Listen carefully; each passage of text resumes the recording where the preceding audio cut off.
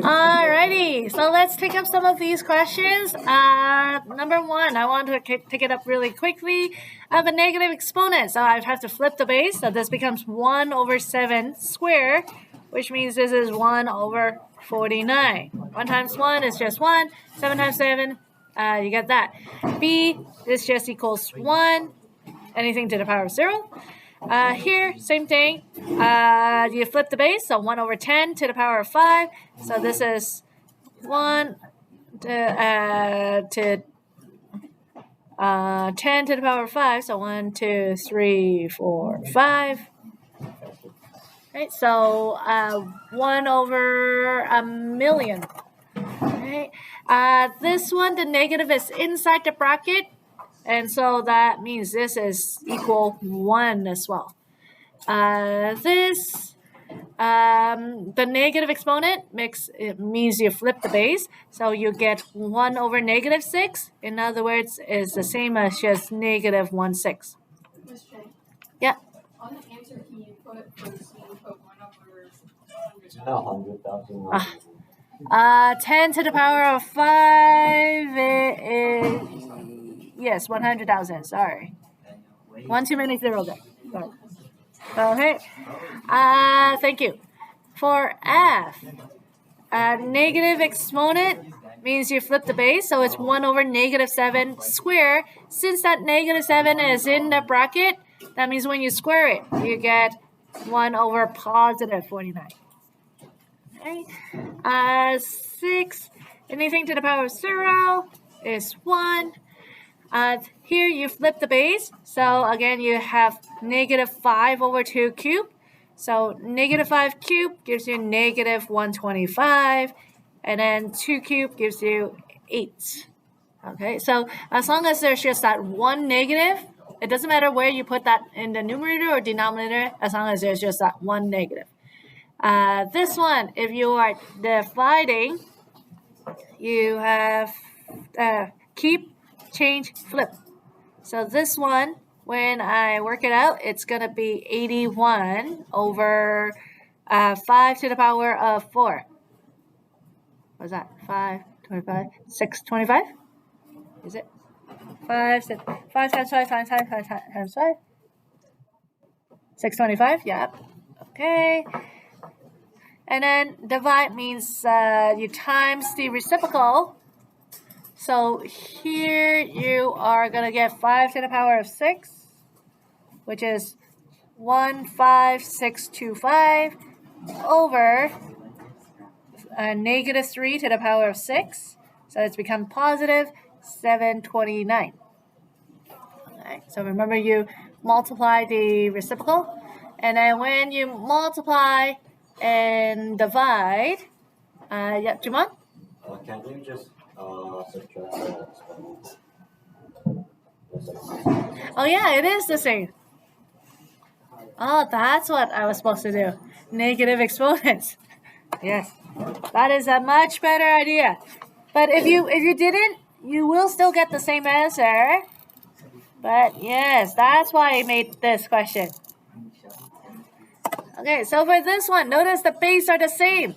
Remember what we did in chapter, I don't know which chapter. Actually, no. Yeah, last year. That was last year. So same base, that means I can subtract the exponents. So 4 minus 6, you get negative 2. So negative exponent means I flip the base. So now it's 5 over negative 3 to the power of positive 2. And then I get 25 over 9 as my answer.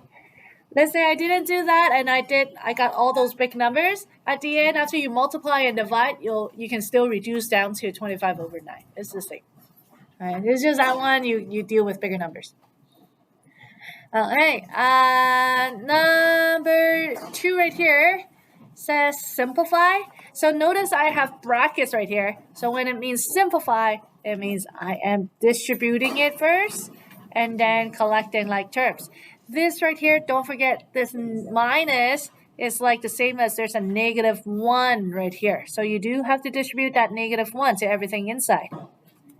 Okay, so my next line right here would be 18m cubed minus 15m squared plus 12m.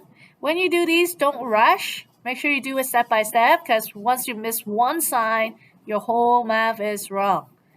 And then it takes forever to find your mistake too.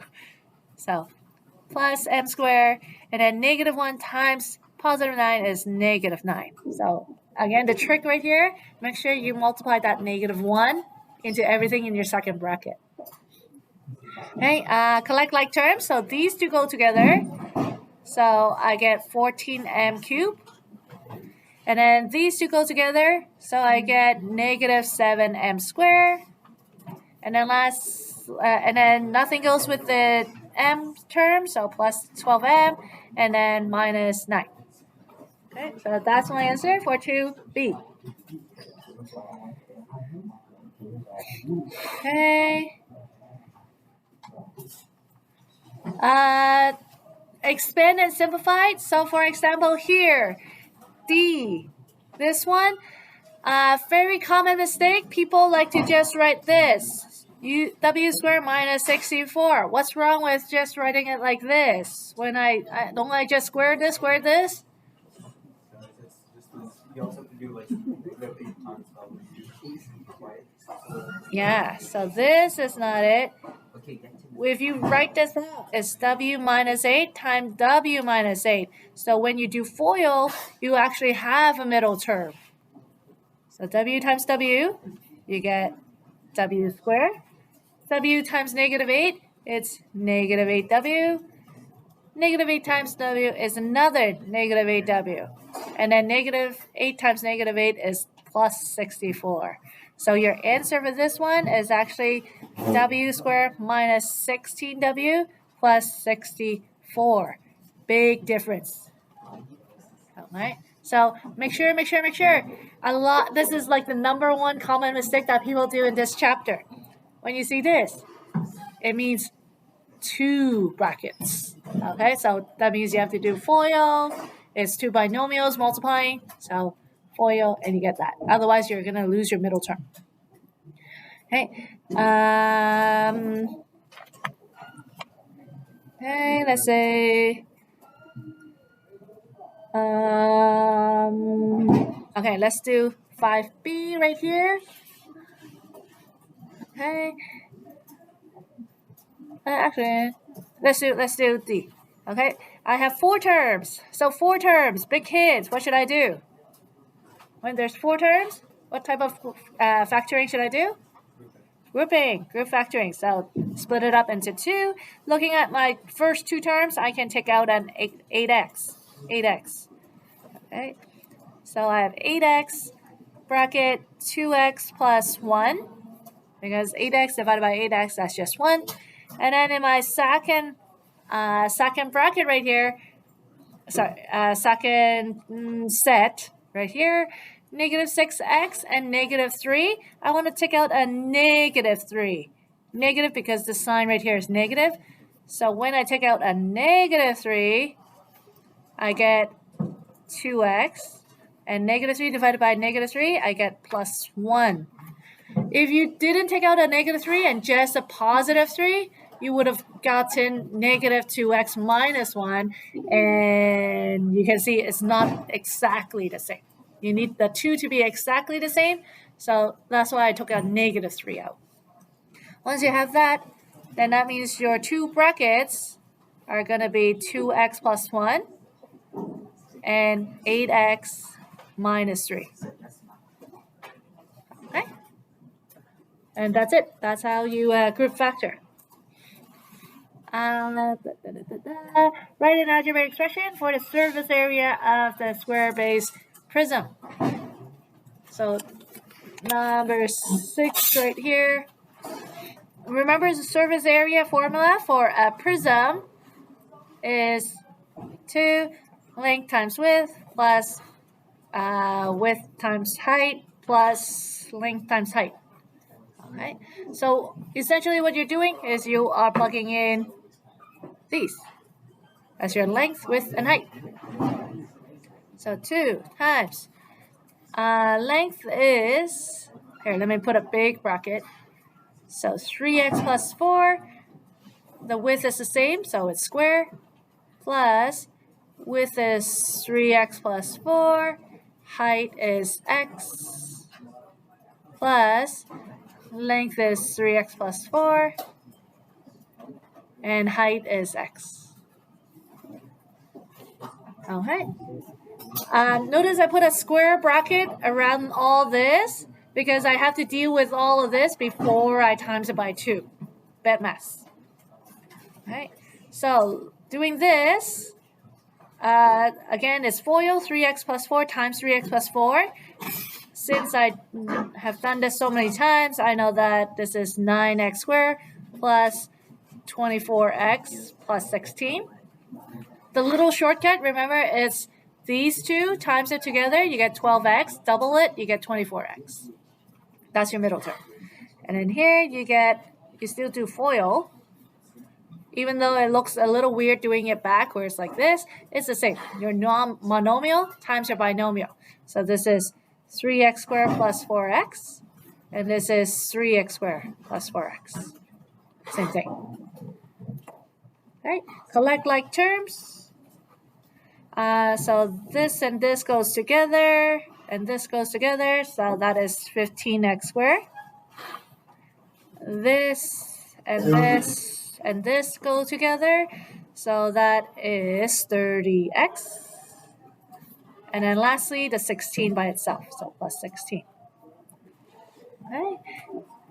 Now you're going to multiply that 2 in. So you get finally your final answer. Expand and simplify 30x squared plus 60x plus 32. Okay. And then some people, when they get to this, they see that common factor and they want to go factor again. But read the question carefully. The question only tells you to expand and simplify. So don't factor. Otherwise, you're going back in a circle. Okay. And then part C is where it tells you to factor. Okay. So if there's no part C and just tell you to expand, this is good. No more bracket. That tells you this is expanded form. If it says factor, that means I want to put it back into brackets. Okay. So common factor between these 3 terms, other than 2, what else can I take out? Can I take out a 4? Yeah, I can take out 4. Yeah, so I can actually factor out a 4 out of these terms. So 4, 4 doesn't go into 30. Ink.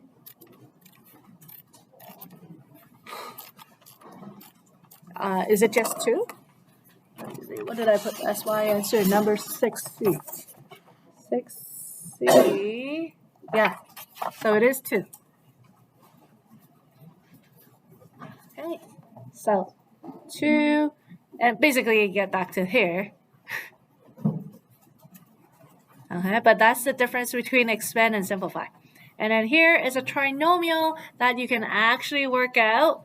So if I do 5 and 3 and 4 and 4, does that work? 4, no.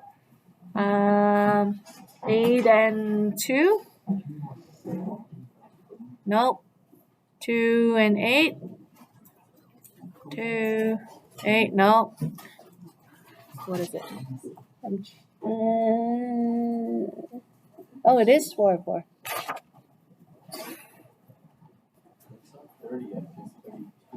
Yeah, it should be 32. Where did I? 24 plus 4 plus 4 is 32, not 30. The panda cannot do math.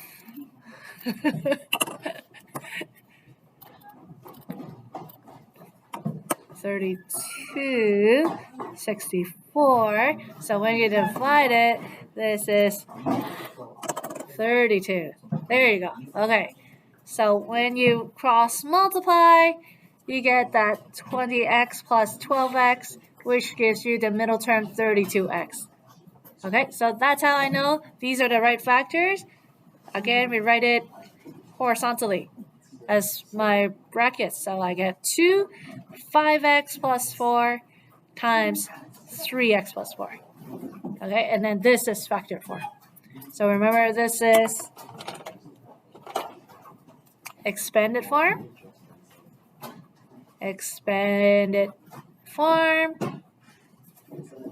And this is factored form. Are these the same equations? Is the expanded form and the factor form the same thing? Yeah. Yeah. Yeah. So when I graph it, what do I get actually? When I graph these on a graph, what should I expect to see? The thingies are the roots. Yeah, okay, but what type of graph? Should I see a line? Should I see a curve? Parabola, right. So if I graph this equation, I'll see a parabola. If I graph this on a graph, I'll see the exact same parabola. So they are the same thing, it's just different format. And notice I didn't add in any numbers, I just rearranged them. Hey, okay. We have about 5 minutes left, so just going over some of these really quickly. This one, what are these called again? Not perfect squares? Difference of squares, right? So since this, I recognize this as the difference of square, that means this is h, 10, and 10. Difference of square means that 1 is plus, 1 is minus. Done. Right. These ones, for all of this, what should you check first? Common factor, right? Remember that was like the daily double question yesterday. Okay, so look for common factor first, and then do your factoring, either the triangle square method or the cross multiply method. Okay, so then let's see this one, for example, shaded area. So do x plus 9 times x plus 9, take away x plus 5 times x minus 5. And then you can expand it out and then simplify. After you simplify it, you can plug in the x equals 7 into the equation. For all of these questions, remember, tomorrow you'll probably finish the test within 45 minutes, I would think. So you guys will have like half an hour extra at the end to check all your work. When you check, don't just look at it and say, yep, looks good. Okay, you do different ways of checking. Remember, if the question asks you to go from factoring to expanding, then after you expand, factor again to see if you get to this. If the question was telling you to expand, to factor, after you factor, do expanding and see if you get back to the question. That's how you check. This test, you can come out of the test knowing you got perfect before I even mark it. Okay, and then lastly, this right here, again, expand this out. So do the FOIL first, and then multiply everything by 2, subtract 2 to get it into standard form, and then you can factor it again. And yeah, it's just different format of the same equation. Okay. And then lastly, right here, when it asks you for the algebraic expression for the dimensions, given the volume, it means factor to give me the length, width, and height, basically. So after you factor this, one of your factor will be x, common factor, and then trinomial factoring. Those will give you your 3 brackets, and then that will be your length, width, and height. Okay. In terms of the word problems that you'll see tomorrow, given area, find the length and width by factoring. Given the length and width, find the area by multiplying. Okay. So any questions on tomorrow's test? How many of you feel confident for tomorrow's test? All right. After all the sugar rush. Okay, so try to study as much as you can before you guys go out tonight or anything. Don't forget to bring your Chromebook for tomorrow. Okay, I will upload this video on YouTube so you guys can review.